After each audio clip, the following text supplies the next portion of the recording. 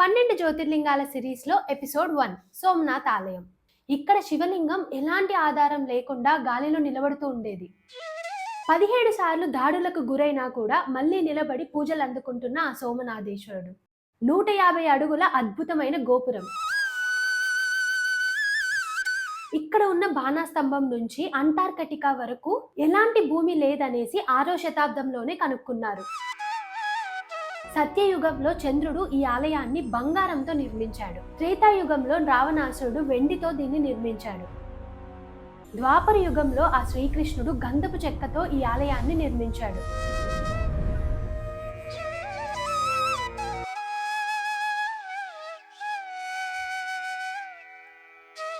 ఇక్కడ ఇంకా ఎన్నో వింతలు విశేషాలు ఉన్నాయి. ఈ వీడియోలో ఈ టెంపుల్ హిస్టరీ ఇంకా బడ్జెట్ గురించి క్లియర్ గా చెప్తాను. వీడియోని మిస్ అవ్వకుండా ఎండ్ వరకు చూసి కంటెంట్ నచ్చితే మన ఛానల్ ని సబ్స్క్రైబ్ చేసుకోండి.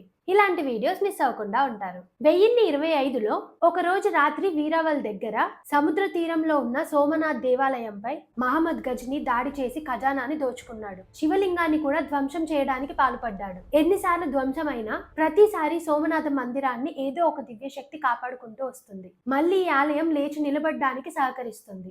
ఈ ఆలయాన్ని భారతదేశపు సోల్ అని పిలుస్తారు. ఇక్కడ వేల సంవత్సరాల పాత శివలింగం ఉంది. ఇది శివుని 12 జ్యోతిర్లింగాలలో మొట్టమొదటిగా పరిగణిస్తారు. ఇది పుణ్యక్షేత్రమే కాదు, రహస్యాలకు గొప్ప నిలయం కూడా.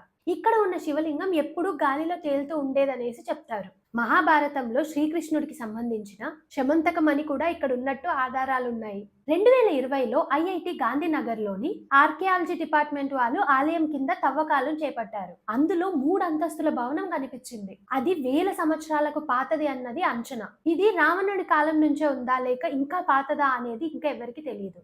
బాణాస్తంభం ఇది 6వ శతాబ్దంలోని శిలాశాసనాలలో అంటార్కటికా వరకు ఎలాంటి భూమి లేదు అనేసి అంటుంది. దీన్ని ప్రెజెంట్ సైంటిస్టులు కూడా అంగీకరించారు. చరిత్ర ప్రకారం చూస్తే స్కంద పురాణంలో ఈ ఆలయాన్ని చంద్రుడే నిర్మించాడనేసి ఉంది. ఇంద్రుడు దక్షుడి శాప విముక్తి కోసం ఇక్కడ శివుడికి ఆరాధన చేశాడు. సత్యయుగంలో దీన్ని బంగారంతో నిర్మించాడు. ఈ మందిరం చుట్టూ ఉన్న గోమతి నది ప్రతిరోజు పొద్దున్న పెరుగుతూ సాయంత్రానికి తగ్గుతూ వస్తుంది. ఇప్పుడున్న శాస్త్రవేత్తలకు కూడా ఇది ఎందుకు జరుగుతుందో అర్థం కాలేదు. కానీ స్థానికులు చెప్తుంది ఏంటంటే అది ఆ శివయ్య లీల అనేసి. ఆ 150 అడుగులు ఉన్న గోపురంతో ఉన్న సోమనాథ ఆలయాన్ని అరేబియన్ సముద్రం కానీ తుఫాన్లు కానీ ఏవి చేయలేకపోయాయి. ఆలయ చరిత్ర. పూర్వం సత్యయుగంలో దేవతలు అసురులు కలిసి నివసించేవారు. చంద్రుడు ఒక అందమైన పరాక్రమవంతమైన దేవుడు. ఇంద్రుడు దక్ష ప్రజాపతి 27 కుమార్తెలను వివాహం చేసుకున్నాడు. వారిలో ఒకరే రోహిణి. ఆమె అందం అనుకువ వల్ల ఇంద్రుడు ఆమెతో ఎక్కువ సమయం గడిపేవాడు. అది చూసిన మిగతా భార్యలు కోపం పడ్డారు. వారు తమ బాధను తండ్రి అయిన దక్షుడికి వెళ్లి చెప్పారు. ఆ మాట విన్న దక్షుడు చంద్రుడికి ఒక శాపం ఇచ్చాడు. అప్పటి నుంచి చంద్రుడి తేజస్సు క్రమక్రమంగా తగ్గిపోయింది. పూర్తిగా నిరాశకు గురైన చంద్రుడు బ్రహ్మ సహాయాన్ని కోరాడు. అప్పుడు బ్రహ్మ, ఓ చంద్రదేవ, నువ్వు భూమిపైకి వెళ్లి ప్రభాసపట్నం దగ్గర ఉన్న త్రివేణి సంగమంలో ఆ శివుడికి తపస్సు చెయ్యి అని చెప్తాడు.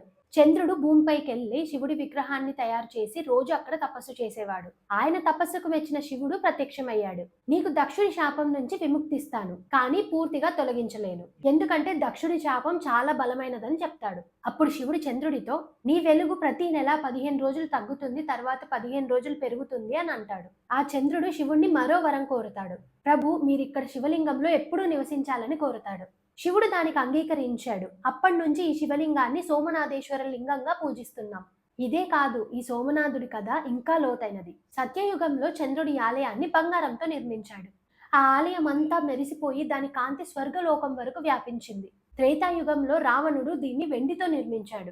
ద్వాపర యుగంలో శ్రీకృష్ణుడు దీన్ని చందనపు చెక్కతో అలంకరించాడు. 9వ శతాబ్దానికి వస్తే గుజరా ప్రతిహార వంశ రాజు నాగభట్ట ద్వితీయుడు 825 నుంచి 833 వరకు దీన్ని పాలించాడు.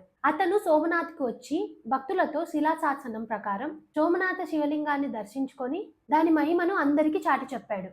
10వ శతాబ్దంలో చాళుక్య రాజు మూలరాజు ఇక్కడ ఒక అద్భుతమైన దేవాలయాన్ని నిర్మించాడు. దాని మెరుపు కాంతి సముద్రం దాటి కూడా కనిపించేది. కానీ 1025లో అఫ్ఘాన్ పాలకుడు మహమ్మద్ గజ్నీ అతని సైన్యంతో దాడి చేశాడు. తరువాత 1299లో ఢిల్లీ సుల్తాన్ అల్లావుద్దీన్ ఖిల్జీ సేనాధిపతి ఉల్లు ఖాన్ నాయకత్వంలో మళ్లీ సోమనాథ్ పై దాడి చేశారు. ఆలయ ఖజానాని దోచుకొని దాని వైభవాన్ని ధ్వంసం చేశారు. కానీ జుకున్ వీరుడు ఖిల్జీ సైన్యంపై దాడి చేసి జరిగిన నష్టానికి బదిలీ చేశాడు. తరువాత 1395లో గుజరాత్ గవర్నర్ జాఫర్ ఖాన్, 1451లో మహమ్మద్ బేగడా, 17వ శతాబ్దంలో మొఘల్ పాలకుడు ఔరంగజేబ్ 1665, 1706లో ఆలయాన్ని పూర్తిగా పీఠభూమిగా మార్చారు. సోమనాథ్ కథ కేవలం ధ్వంసం కథనే కాదు, ఎన్నోసార్లు పునర్జన్మ పొందిన కథ కూడా. 1143 నుంచి 1162 చాళుక్య రాజు కుమార పాలకుడు రాతి గుడిని నిర్మించి సోమనాథ్ వైభవాన్ని తిరిగి తీసుకొచ్చాడు. 14వ శతాబ్దంలో 1308 నుంచి 1371 చూడసమ వంశరాజు మహిపాల్ డెంగారా గారు ఆలయానికి సహాయం చేశారు. కానీ అసలు వైభవం మొదలైంది మరాఠా రాణి అహల్యాబాయ్ నిర్మించిన చిన్న పవిత్రమైన మందిరంతో. దాన్ని పాత సోమనాథ్ లేదా అహల్య ఆలయం అని కూడా పిలుస్తారు. 1950లో సర్దార్ వల్లభాయ్ పటేల్ గారు రాజేంద్ర ప్రసాద్ నాయకత్వంలో కొత్త ఆలయాన్ని నిర్మించారు. 1951 మే 11న ఆలయాన్ని మళ్లీ తెరిచారు. ఆర్కియాలజీ సర్వే ఆఫ్ ఇండియా ప్రకారం ఈ కొత్త మందిరం చాళుక్య శైలిలో అద్భుతమైన నిర్మాణం. ఆ 150 అడుగుల శిఖరం ఈ రోజుకి అందరినీ భక్తితో కట్టిపడేస్తుంది. అంతేకాదు సోమనాథ్ రహస్యాలు ఇంకా చాలా ఉన్నాయి. ఇక్కడ ప్రధాన లింగం గాలిలో తేలుతూ ఉండేదని చెప్పేవాళ్ళు. 11వ శతాబ్దంలో ఆఫ్ఘన్ పండితుడు అల్ బెరూని సోమనాథ్కి వచ్చి తన తారీఖ్ ఇన్ హింద్లో ఇది మ్యాగ్నెటిక్ రాళ్ల అద్భుతం అని రాశాడు. ఆలయం కింద ఇంకా పైన మ్యాగ్నెటిక్ రాళ్లను నిర్మించి శివలింగాన్ని గాలిలో నిలబెట్టారని రాశాడు. ఇది భారతదేశపు ఇంజనీరింగ్ టెక్నికా లేదా దివ్యశక్తి రహస్యమా? రెండవది శమంతకమణి. మహాభారతం ప్రకారం ఈ మణి శ్రీకృష్ణుడితో సంబంధం కలిగి ఉంది. ఇది చాలా శక్తివంతమైన మణి. పురాణాల ప్రకారం ఈ మణిని సోమనాథ శివలింగంలో దాచారు, ఎవరు దొంగలించకూడదని. కానీ 1025లో గజని దాడి చేసినప్పుడు ఈ మణి కోసమే వచ్చాడనేసి కొందరి అభిప్రాయం. మూడవది శాస్త్రవేత్తలు కూడా ఆశ్చర్యపోయే బాణాస్తంభం. ఆలయం దగ్గర ఉన్న చిన్న స్తంభంపై 6వ శతాబ్దంకి సంబంధించిన శిలాశాసనం ఉంది. దానిలో ఇక్కడి నుంచి సముద్ర మార్గం ద్వారా అంటార్కటికా వరకు ఎలాంటి భూమి లేదు అని ఉంది. ఈ విషయం నేటి శాస్త్రవేత్తలు కూడా అంగీకరించారు. 4వది ఆలయం పక్కన ప్రవహించే గోమతి నది. ఇక్కడ ఒక విచిత్రమైన రహస్యం ఉంది. గోమతి నీరు ప్రతిరోజు ఉదయం పెరిగి సాయంత్రానికి తగ్గిపోతుంది. ఇది ఒక అద్భుతం. సైంటిస్టులు కూడా దీన్ని పూర్తిగా అర్థం చేసుకోలేకపోతున్నారు. కానీ ఇక్కడి వారు దీన్ని శివుడి మహిమ అని చెప్తారు. నది నీరు ప్రతిరోజు కొత్త రూపంలో వస్తుందని చెప్తారు. ఇది సహజ ప్రక్రియనా లేక దీని వెనకాల పెద్ద రహస్యం ఉందా అనే విషయం తెలియదు. ఏఎస్ఐ నివేదిక ప్రకారం సోమనాథ్ చుట్టుపక్కల నేల నిర్మాణం ప్రత్యేకంగా ఉందని చెప్పారు. 2020లో ఐఐటి గాంధీనగర్ ఆర్కియాలజీ డిపార్ట్మెంట్ వాళ్ళు చేసిన పరిశోధనలో సౌండ్ పెనిట్రేటింగ్ రేడార్ ఉపయోగించి ఆలయం కింద 3 అంతస్తుల నిర్మాణం ఉందని గుర్తించారు. ఏఎస్ఐ ప్రకారం ఇది 1000 సంవత్సరాల పాతదై ఉంటుందనేసి చెప్తున్నారు. ఇంకో విషయం, సోమనాథ్ ఆలయం పేరు యుగానుసారం మారుతూ వచ్చింది. సత్యయుగంలో సోమనాథ, త్రేతాయుగంలో ప్రాణనాథ, ద్వాపర యుగంలో బరోబనాథ, కలియుగంలో మళ్ళీ సోమనాథ. కానీ పురాణాల ప్రకారం ఈ క్షేత్రాన్ని ప్రాణ అని పిలిచేవారని చెప్తారు. భవిష్యత్తులో ఈ ప్రాంతాన్ని ప్రాణనాథ్ అని పిలుస్తారని నమ్మకం.